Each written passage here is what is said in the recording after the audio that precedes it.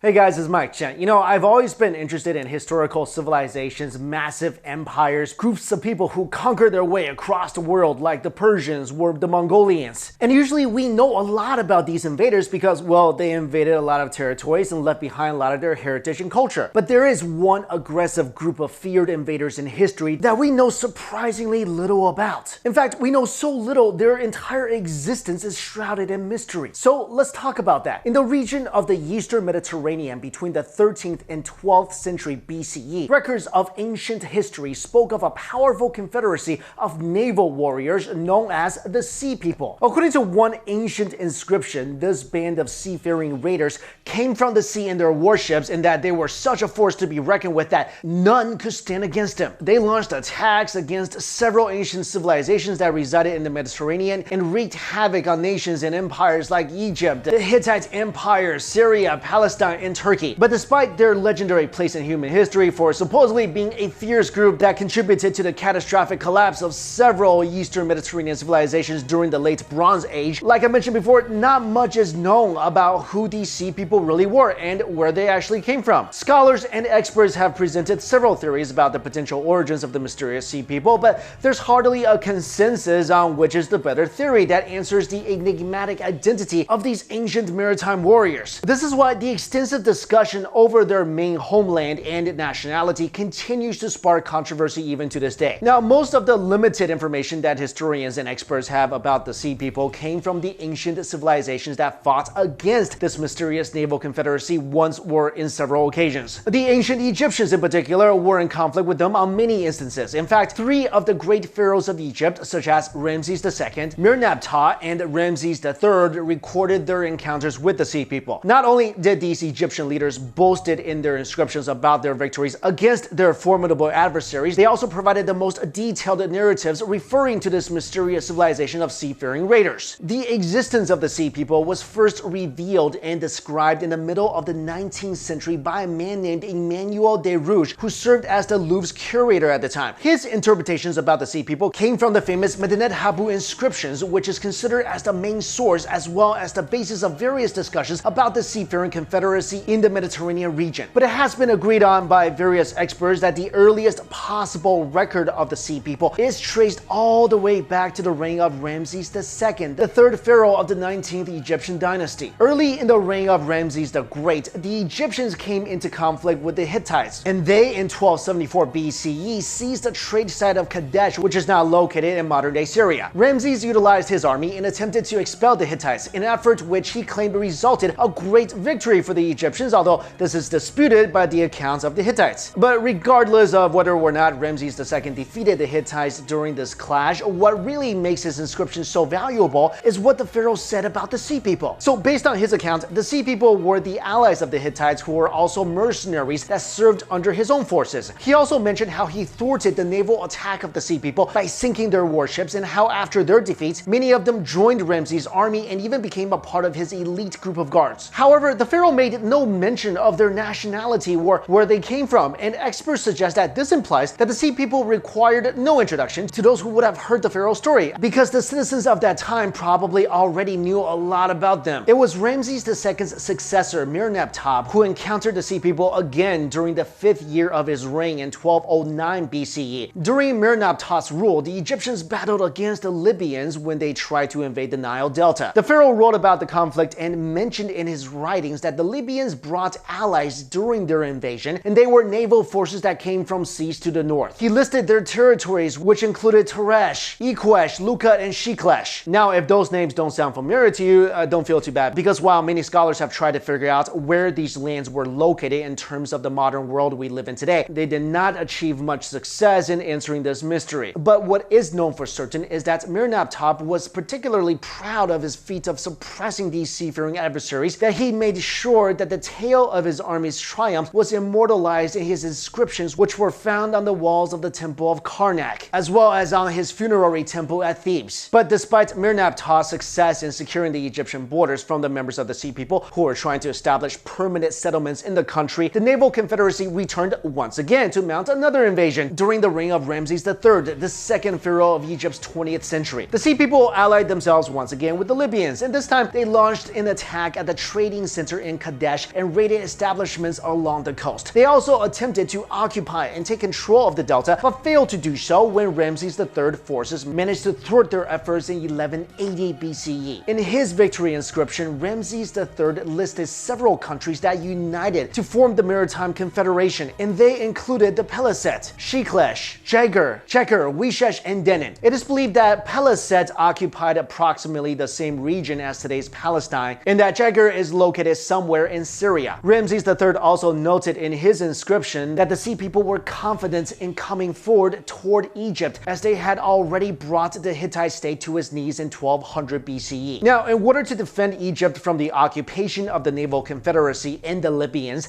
Ramses III formed a strategy that avoided engaging the Sea People in the battlefield. Instead, he resorted to guerrilla tactics and utilized archers to shower the enemy's warships with flaming arrows. This led to the destruction and sinking of the invaders' vessels. The remaining forces of the Sea People that managed to reach land were also defeated, and the battle to protect Egypt officially concluded with the fall of the enemy forces in the city of Zois in 1178 BCE. Supposedly, members of the Sea People suffered from various fates. Some died from the conflict, while those who survived were either imprisoned, sold as slaves, or forced to join Egypt's army and were subsequently assimilated into Egyptian culture. And for almost a century, the Sea People were probably the most feared naval warriors in the Mediterranean region around 3,000 years ago. But for some reason, they eventually vanished from the face of the earth, leaving very few traces behind. Historical evidence we have today are only enough for us to be aware that they once existed, but do not give us much to go on in determining where they came from and what happened to them after their several invasion attempts that tested the might of Egypt. As for who they really were, there are probably dozens of theories and hypotheses presented by scholars that claim to answer this mystery. Some have suggested that the Sea People could be related to the Philistines or even the Trojans. There is even a speculation that the enigmatic Sea People could be connected to the little-known Luwian civilization of that time, which is a coalition of kingdoms believed to have brought the downfall of powerful ancient civilizations by the end of the Bronze Age in the Mediterranean region. Not only did the Luwians supposedly destroy the Hittite Empire, they also weakened and destabilized the Egyptians. It purportedly took the Mycenaeans to band together and form a coalition of their own to successively topple the Luwians and destroy their key cities, which included Troy. However, as the last civilization standing, the Mycenaeans eventually fought amongst themselves, and their civil war led to the total collapse of the Mediterranean area. So overall, there are just way too many blanks for us to fill before we could accurately determine the real identity and origins of the mysterious Sea People. Their existence is so mysterious. The clues to their culture, their origins, their existence is so few that some researchers just basically gave up, saying that there is no longer a necessity for mankind to passionately pursue the uncovering of the identity of the Sea People, since it's a venture that can never come into fruition. I don't know how much I like that. That kind of reminds me of tax class in college, just staring at a book for like 3 hours and finally going, you know what? No one can really figure this out. I didn't even know researchers could actually do that. Just go, yeah, it's just not possible. I mean, there's still people out there looking for Noah's Ark, but this, they give up. Anyway, guys, like I said, I really wanted to cover this topic because this ancient civilization has always been really intriguing for me. So hopefully you liked this video. Thank you all so much for watching. I'll see you later.